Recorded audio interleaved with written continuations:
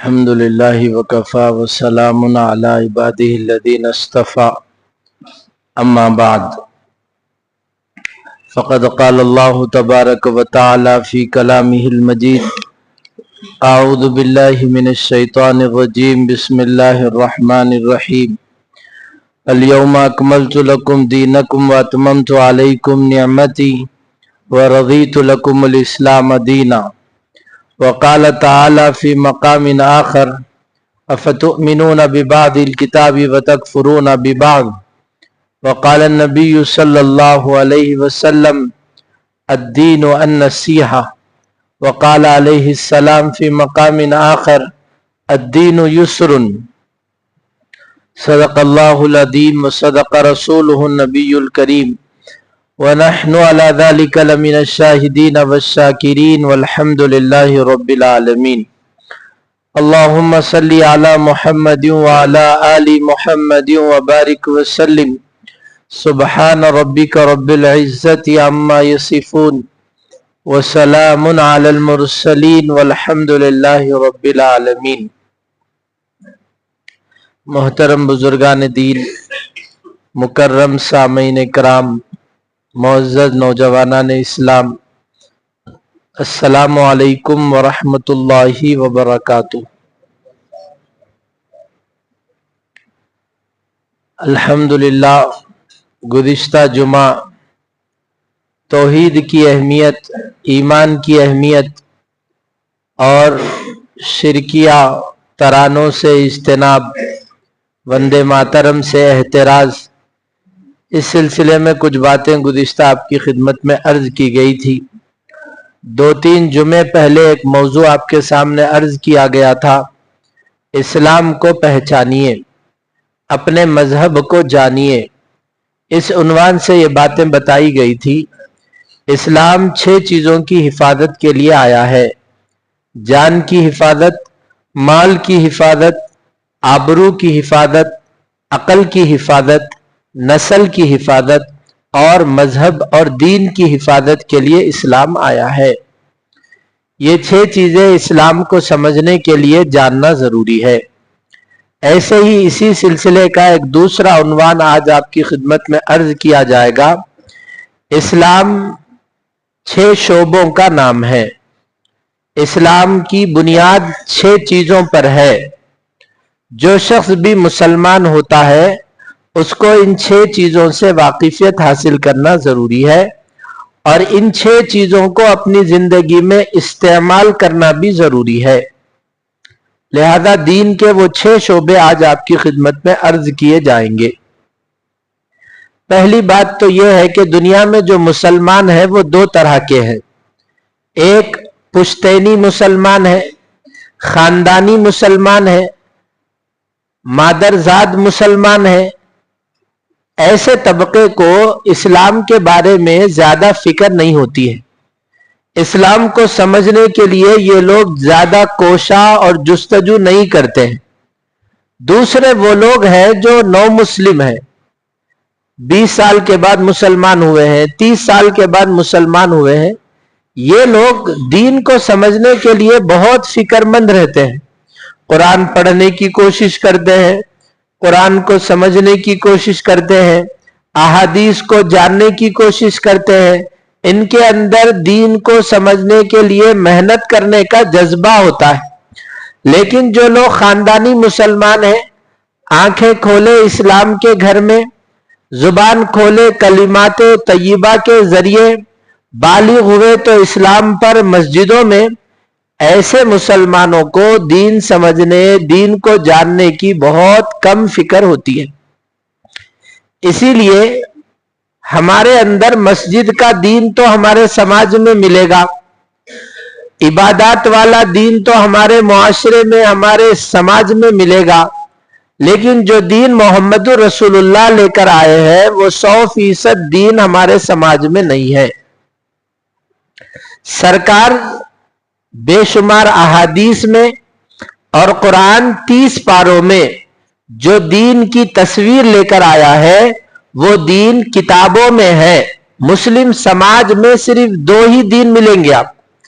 ایک ایمان والا دین ملے گا، दूसरा इबादत और नेकियों वाला दीन मिलेगा। इससे हटकर हमारे समाज में दूसरे दीन के शोबे मिलेंगे नहीं और उस पर कोई किताब पढ़ने वाला समझाने वाला भी नहीं मिलेगा। आज हम जुमा में समझेंगे, जैसे स्कूल के 6 सब्जेक्ट होते हैं, मैथ्स होता है, साइंस सोशल होता है, जीके होता है, इंग्लिश होता है, ऐसे ही दीन इस्लाम के भी 6 शोबे हैं। हर मुसलमान को जरूरी है इन 6 शोबों का इल्म हासिल करना, और ये 6 शोबों से जब भी अटैच हुए, इन 6 शोबों से जब भी वास्ता पड़ा, तो उसमें अल्लाह रसूल के अहकाम को जिंदा करना। पहला जो दीन का बेस है, पहला जो दीन की बुनियाद है, वो अकीदा है, जिसको ईमान कहते हैं। ईमान और अकीदे के सिलसिले में 50 बातें हैं जो हर मुसलमान को, जिन पर ईमान लाना जरूरी है। जैसे हम अल्लाह पर ईमान लाए हैं, जैसे हम मोहम्मद रसूलुल्लाह पर ईमान लाए हैं, जैसे हमारे सामने ये बात है कि आखिरत है, मौत है, इन चीजों पर हमारा ईमान है, ऐसी 50 चीजें हैं जिस पर ईमान लाने से हमारा ईमान मुकम्मल होता है। उन तमाम चीजों को मानने से ईमान बढ़ता है। अब वो 50 चीजें इस वक्त में मैं तफसील से तो नहीं बता सकता।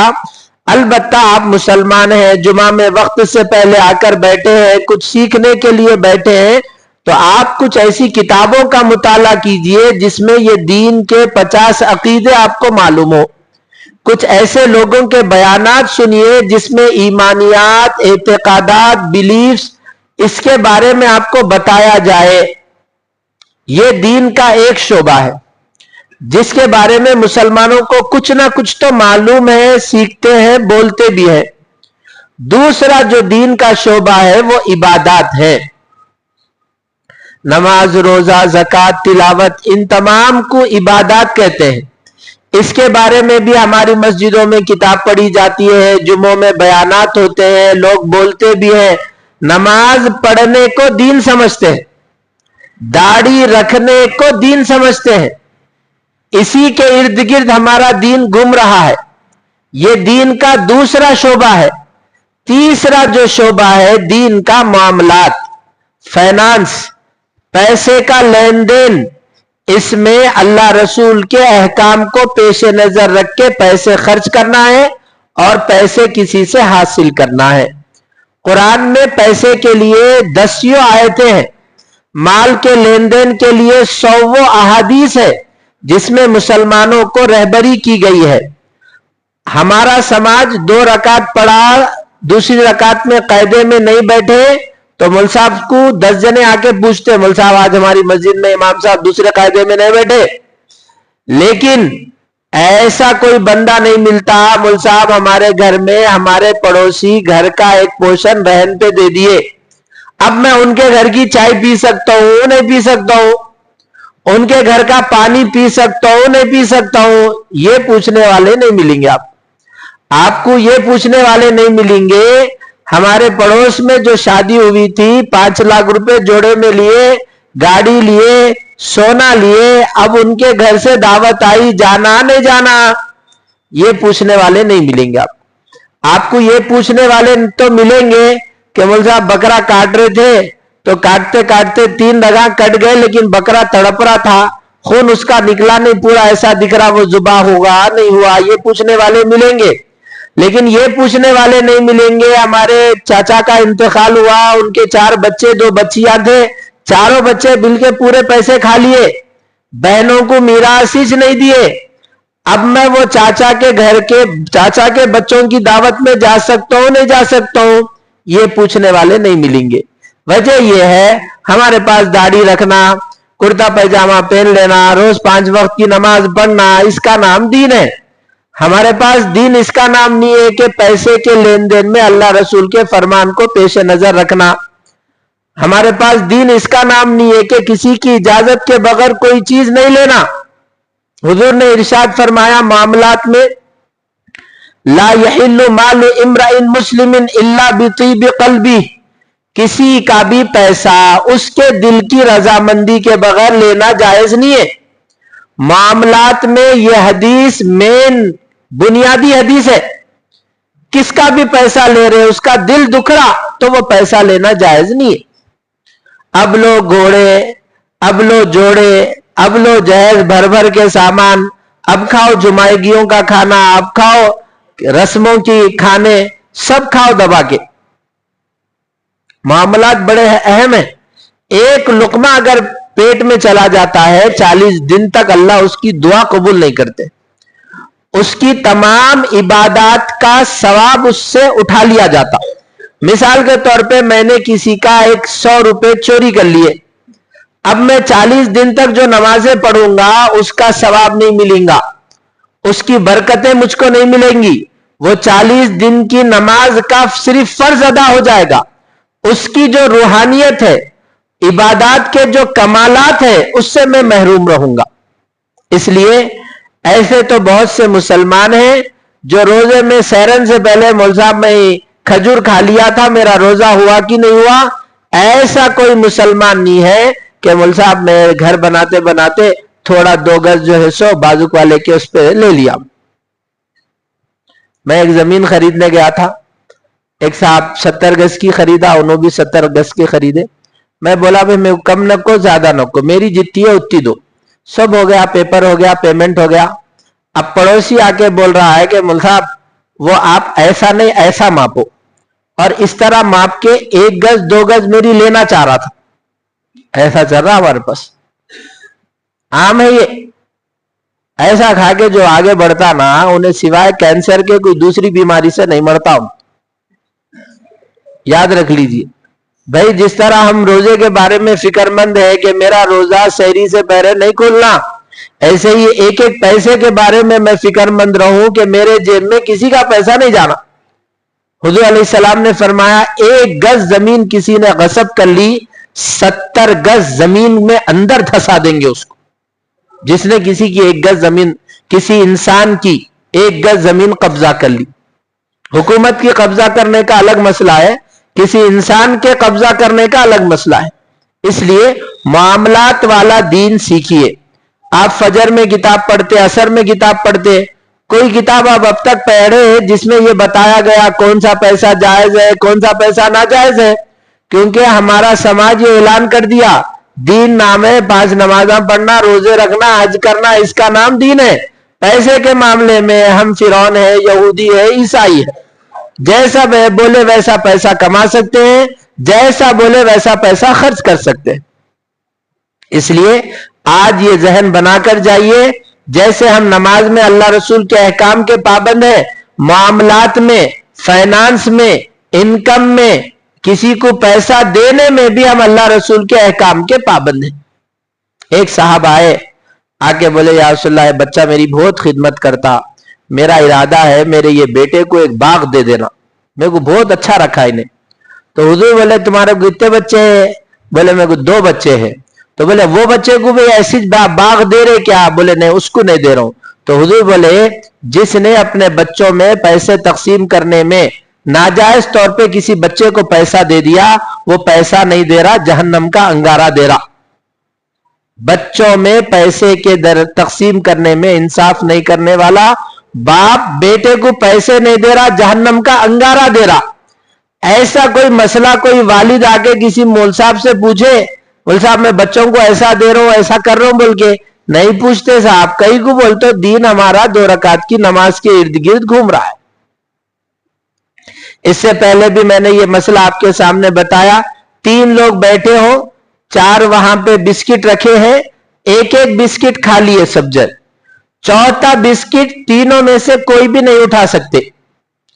یا تو وہ ایک بسکٹ کے 3 ٹکڑے کرنا، یا پھر 2 لوگوں سے اجازت لے کے کوئی آدمی وہ ایک بسکٹ کھا سکتا ہے. اتنا حساس ہے معاملہ دین کا. لوگ کیا کرتے ہیں 100 چوہے کھا کے حج کو جا کے آتے ہیں، بلی حج کو گئی بولتے چوہے کھا کے. ویسا ہے مسئلہ. عمرہ کر کے داڑھی رکھ کے سدھر گئے، سمجھتے کیا؟ ویسا نہیں ہے مسئلہ. سنو آپ مسئلہ، میں یہ صاحب کے 1 کروڑ روپے ڈبا دیا، اس کے بعد 10 حج کر کے آیا تو بھی وہ 1 کروڑ کا گناہ صاف ہونے والا نہیں ہے. میں جب تک ان کو 1 کروڑ نہیں دیا یا میں جا کے ان سے جب تک معافی مانگ کے ان سے اپنا مسئلہ صاف نہیں کر لیا، وہ میرا حج بھی لٹکا ہوا ہے، میری پوری عبادتیں لٹکی ہوئی ہے۔ اللہ اپنا معاملہ محبت میں کیسا بھی معاف کر دیتے انہوں۔ میں کسی انسان کو جلا کے گیا، جب تک وہ انسان نہیں معاف کریں گا اللہ میرے کو جنت میں نہیں ڈالیں گے۔ اس لیے معاملات بڑے نازک ہیں، ایک آدھ نماز ادھر ادھر ہو گئی انہوں معاف کر دیتے۔ معاملات کا تعلق انسانوں سے ہے، جس کا پیسہ ڈبایا، جس کی میراث ڈبایا، جس کا مال ڈبایا، اس شخص سے معافی مانگنا یا اس کو پیسے دے دینا۔ اس لیے معاملات کے سلسلے میں فکر کریے۔ ایک صاحب نبی رحمت صلی اللہ علیہ وسلم کے زمانے میں کیا کرے، 10 دینار دیے، تھوڑے دیر کے بعد ان سے 11 دینار لیے۔ حضور بولے یہ کیا کرے؟ تو بولے یا رسول اللہ اس طریقے سے ہم سودا کرتے ہیں۔ حضور نے کہا یہ سود ہے۔ ابھی مارکیٹ میں ایک آفر چل رہا، آپ کیا کرو، کمپنی کو 100 روپے دے دو، 4 دن کے بعد 1000 روپے دے دو، 1 مہینے کے بعد 5,000 دے دو۔ اس طرح 1 سال تک کمپنی اماؤنٹ آپ کا جمع کر رہی ہے۔ 1 سال کے بعد کمپنی 2 تولے سونا دے رہی، 1.5 تولا سونا دے رہی ہے۔ ایسا بے شمار لوگ اس سسٹم سے بھی جڑ گئے۔ تو یاد رکھ لیجئے، جیسے نماز ہم اپنے سے نہیں پڑھ سکتے ہیں، جیسا مول صاحب بتائے بچپنے میں ویسے ہی نماز پڑھ رہے ہیں، معاملہ کر رہے، کوئی پیسے کا لین دین کر رہے، اس میں بھی ہم اپنے سے نہیں کر سکتے ہیں۔ شریعت کی رہبری موجود ہے، شریعت نے اجازت دی ہے تو وہ معاملہ کر سکتے ہیں، شریعت نے اجازت نہیں دی ہے تو نہیں کر سکتے ہیں۔ میں اس کو آپ ایک مثال سے سمجھیے۔ میں نے کسی کا گھر کرائے پہ لیا، یا میں کسی کا گھر خریدنے کے لیے بیانہ دیا، 5 لاکھ بیانہ دے دیا، 15 دن کے بعد میرے کو گھر نہیں خریدنا ہے بول کے فیصلہ لیا۔ اب مارکیٹ کیا کرتی بولیا؟ بولو جی بھائی کیا کرتے؟ ڈبا دیتے۔ اب یہ مسئلہ پوچھنا نہیں پوچھنا، کسی دارالفتہ میں معلوم کرنا نہیں کرنا، عام بلوا ہے یہ، عموم میں بلوا ہے یہ، عام چل رہا مارکیٹ میں۔ کرایہ دار کرائے کو گھر کو 2 مہینے کا ایڈوانس دیے، اترتے بولے نہیں اترے۔ اب یہ 2 مہینے کا جو ایڈوانس لیے انہوں نہیں اترے تو دینا نہیں دینا، معلوم کرنا نا۔ اب مسئلہ یہ ہے، مکان کے لیے 5 لاکھ بیانہ دیے، ان کا بیانہ لینے کے بعد کوئی دوسرا گاہک آیا تھا، آپ نے وہ گاہک کو نہیں دیے، ان سے بات ہو گئی بول کے۔ اگر ایسا کوئی نقصان ہوا تو پھر یہ بیانے میں سے کاٹ سکتے ہیں، لیکن نقصان ہی نہیں ہوا۔ انہوں آ کے خرید کے گئے بعد آپ کے مکان کو خریدنے کے لیے کوئی دوسرا آیا ہی نہیں، ایسی صورت میں سے بیانے سے کاٹنا نہیں ہے۔ لیکن اگر کوئی گاہک آیا تھا، 50 لاکھ میں آپ بیچے، 5 لاکھ ایڈوانس لیے، دوسرا گاہک بھی 50 لاکھ کا آیا یا 52 لاکھ کا آیا، آپ بیچ دیے بول کے وہ ریٹرن سودا ان سے واپس کر دیے، ایسی صورت میں بیانے میں کچھ نقصان ہوا تو کمی کر سکتے ہیں، لیکن نقصان ہی نہیں ہوا، آپ 50 میں بیچے، 1 ہفتے کے بعد پھر وہ 50 میں ہی چلے گیا تو جتنا لیے اتنا واپس کر دینا۔ آپ سودا کرے تھے 50 میں، انہوں کینسل کر رہے، اب پھر اگر 50 میں ہی وہ مکان چلے گیا تو بیانہ ریٹرن کر دینا۔ 50 میں نہیں گیا، 49 میں گیا تو یہ 1 لاکھ کا آپ کا نقصان ہوا، ان سے 1 لاکھ آپ لے سکتے ہیں۔ مسئلے تو ممبر پہ بتانے کے نہیں ہوتے، وہ تو نیچے بیٹھ کے درس میں بتانے کے ہیں، لیکن پھر بھی جمعہ میں ایک موقع تھا نزاکت کا، میں نے بتا دیا۔ تو معاملات میں اتنی سنجیدگی ہے، اس کا اندازہ کریے۔ اور جتنے لوگ یہاں جمعہ میں آتے ہیں یاد رکھ لیجئے، سجدے کا نام دین نہیں ہے، 24 گھنٹے کی زندگی اللہ رسول کے احکام کے مطابق گزارنے کا نام دین ہے۔ ایک صاحب نبی رحمت صلی اللہ علیہ وسلم کے زمانے میں مارکیٹ میں اناج بیچ رہے تھے، یہ ٹوکرا تھا سکا اناج کا، یہ ٹوکرا تھا کچے اناج کا۔ کچا اناج 10 روپے میں بیچے، سکا اناج 15 روپے میں بیچے۔ حضور سکے اناج میں ہاتھ ڈال کے دیکھے تو اندر کچا تھا، تو حضور علیہ السلام نے فرمایا من غشنا فلیس منا، جو ہماری سوسائٹی کو دھوکہ دے وہ مسلمان نہیں ہو سکتا، مسلمان نہیں ہو سکتا۔ کوئی مکان بنا دیے، جیراج کا سٹیل ہے بول کے بنائے، الٹرا ٹریک کے سیمنٹ سے گھر بنایا بول کے بیچ دیے، بعد میں معلوم ہوا کہ وہ جیراج کا سٹیل نہیں تھا، یہ دھوکے کا سودا ہے. پورا 1 کروڑ روپیہ ناجائز ہے. جو کمنٹ کیے ہیں ویسا ہی چیز دینا ہے, نہیں دیے تو کمنٹ نہیں کرنا ہے. دھوکہ دے کر کمانا پیسہ ناجائز ہے کسی بھی حیثیت سے. ایک مثال دوں میں آپ کو. عرب والے کیا کرتے تھے, بیلا اونٹا پالتے تھے تو دودھ سے اس کو بھر دیتے تھے اور بازار میں لے جا کے بیچتے تھے. لوگ وہ تھن کو دیکھ کے اندازہ کرتے تھے اس کے اندر دودھ زیادہ ہے. ایسا کرنے سے سرکار نے منع کیا تاکہ بھرا ہوا دودھ دیکھ کر لوگ یہ سمجھنا انہیں 1 لیٹر دودھ دیتی, اس کے حساب سے بکرے کا جانور کا ریٹ لگانا یہ دھوکہ ہے. اس لیے بیچنے والے اونٹ کے اندر دودھ جمع کرنے سے منع کرے. ایسے بے شمار مثالیں ہیں معاملات کے, لیکن مسئلہ یہ ہے کون مسلمان ہے صاحب معاملات کا دین سمجھنے والا. کوئی جلسہ ہوا فائنانس اور اسلام کے بارے میں, کوئی جلسہ ہوا سود اور اسلام کے بارے میں, کوئی جلسہ ہوا سماج میں تجارت کی رائج شکلیں جواز اور عدم جواز کے بارے میں نہیں. جو آ رہا ڈالو گڑھے میں دیکھ لیں گے خبر کے گڑھے میں, جو آ رہا جیسا آ رہا ویسا ڈالتے جاؤ, جواب دیکھ لیے خبر کے گڑھے میں دیکھ لیے کیا ہونے والا ہے. بہرحال دین کا یہ تیسرا شعبہ ہے جس کو فائنانس اور معاملات کہتے ہیں. اس میں اسلامی ہدایات موجود ہے. میں آپ کو ایک مثال سمجھاؤں. میں داماد ہوں کسی کے گھر, میں بمبئی گیا تو وہاں میرے کوئی سسرالو رشتہ دار ہیں, تو میں ان کو فون کر کے میں آیا بناؤ کھانا بھی نہیں بول سکتا ہوں, نہیں بول سکتا ہوں. کیا ہے امی جان میں جو سے بمبئی آیا, اگر سہولت ہے تو بولیے میں آپ کے گھر آتا ہوں. یہ جملہ ہے یہ, نہیں میں آ رہا ہوں پکانا ڈالنا بولتا ہوں, یہ بھیک ہے, یہ پریشر سے بھیک ہے لیکن بھیک ہے. کہیں بھی اپنے جتنے بھی سسرالو رشتے دار ہیں کسی کے بھی پاس جا رہے تو ڈھاک سے دادا گیری سے جا کے وہاں کھا کے آنا یہ غنڈا گردی ہے. وہی چیز عزت سے سماجت سے منت سے میں وہاں آیا بمبئی میں ہوٹل میں ٹھہرنے کا ارادہ تھا, آپ سے مل لیا ویسا ہوتا, آپ لوگ اجازت دیے تو گھر کو آتا ہوں. یہ جائز کھانا ہے, ورنہ اگر بغیر بولے کتے جیسا گھس کے کھا کے آ گئے وہ حرام کا کھانا ہے. پورا جہاں تک جا سکتے آپ جائیے آپ سسرال میں, جو چیز بھی لینے دینے کا ڈھاک ڈال کے جو طریقہ ہے نا سامنے والے پر پریشر ڈال کے کوئی چیز لینا وہ عدم جواز کی شکل ہے. بہرحال یہ دین کا تیسرا شعبہ ہے جس کو معاملات کہتے ہیں, پیسے کا لین دین کہتے ہیں. ہزاروں احادیث ہیں, سب وہ آیات ہیں معاملات کو سمجھانے کے لیے. چوتھا جو دین کا شعبہ ہے اس کو اچھا دماغ میں بٹھا کے جائیے, ہوٹلوں میں بیٹھ کے آزو بازو لوگوں کو بولیے دین یہ ہے. یہ دین اگر رہا تو باہر کے لوگوں کو مسلمان ہو بولنے کی ضرورت نہیں پڑتی, میرے کو دیکھ کے انہیں مسلمان ہو جاتا. باہر کے لوگوں کو یہ بولنے کی ضرورت نہیں پڑتی اسلام اچھا دین ہے بول کے, ہما کو دیکھ کے لوگ مسلمان ہو جاتے. معاملات درست ہونا ضروری ہے. چوتھا شعبہ جو دین کا ہے وہ معاشرت ہے, سوسائٹی میں رہنے کا اسلامی طریقہ. انسان کے ساتھ رہ رہے ہیں تو انسان کے حقوق بتائے گئے ہیں, جانور کے ساتھ ہم سوسائٹی میں رہ رہے تو جانور کے حقوق بتائے گئے ہیں, جھاڑوں کے ساتھ سوسائٹی میں رہ رہے تو جھاڑوں کے حقوق بتائے گئے ہیں, پانی کے ساتھ سوسائٹی میں رہ رہے تو پانی کے حقوق بھی بتائے گئے.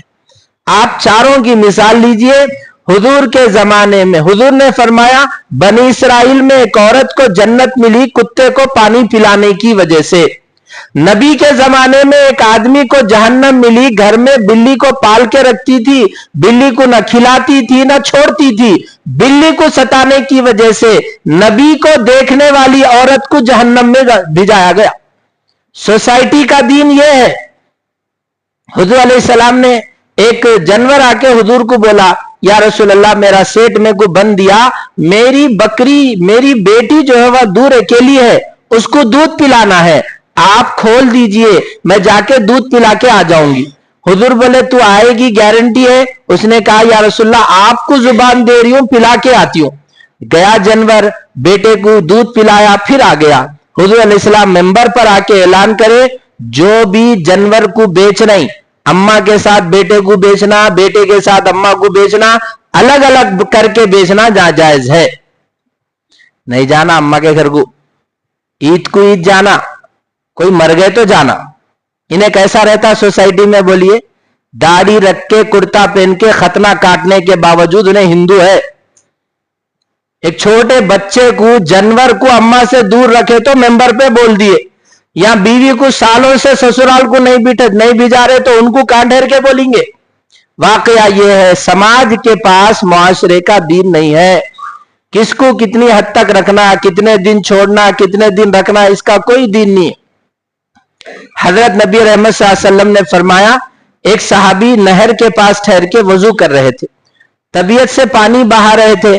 आप अलैहिस्सलाम ने फरमाया, वजू में इसराफ करना गुनाह है, वजू में ज्यादा पानी बहाना गुनाह है। उन्होंने कहा, या रसूलल्लाह ये तो पानी बह रहा है।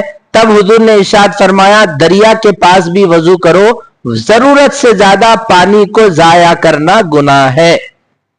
अब लो भाई, जुम्मा आया तो पूरी गली को गुस्ल करा दो जी भाई, मुसलमानों का जुम्मा जी भाई। ये है हमारी सोसाइटी। पूरा जिस गली में जाओ जुम्मा के दिन गुस्ल मुसलमानों का भी होता, बस्ती का भी होता। ये सूरत हाल है। बहरहाल हजरत नबी रहमत सल्लल्लाहु अलैहि वसल्लम ने जो दीन हमको दिया है, वो दीन सोसाइटी के हर फर्द को हुकूक देता है। माँ बाप के हुकूक है। सोसाइटी में एक शख्स ऐसा है जिसके पैर के नीचे जन्नत है, जिसको देखना हज के करने का सवाब मिलता है, वो हमारी माँ है। उसकी खिदमत करना, उसको खुश रखना भी जन्नत है। सोसाइटी में एक फर्द ऐसा है जो हमारा आधा दीन है, वो हमारी बीवी है। उसके हुकूक अदा करना, उसको खुश रखना, उसकी इज्जत और रोजी का इंतजाम करना, यह हमारे आधे ईमान की हिफाजत का जामिन है। इसलिए जैसे जिक्र से, तिलावत से, शब कदर से, रमजान से मगफिरत होती, खुदा मिलता है, ऐसे ही समाज में दीन जिंदा करते हुए, हुकूक अदा करते हुए जीने से भी दीन मिलता है। आप एयरपोर्ट पे जाते हैं, बाजू के एयरपोर्ट में कुर्सी पे थोड़ी देर के लिए वेटिंग हॉल में जो बैठता है, इस्लाम उस बैठे हुए आदमी के भी हुकूक बताता है। आप बस स्टॉप पे जाते हैं, 2 मिनट बस के इंतजार में आपके बाजू में जो ठहरा है, इस्लाम उस ठहरे हुए आदमी के भी हुकूक बताता है। ये सोसाइटी और समाज का, मुआशरे का दीन है।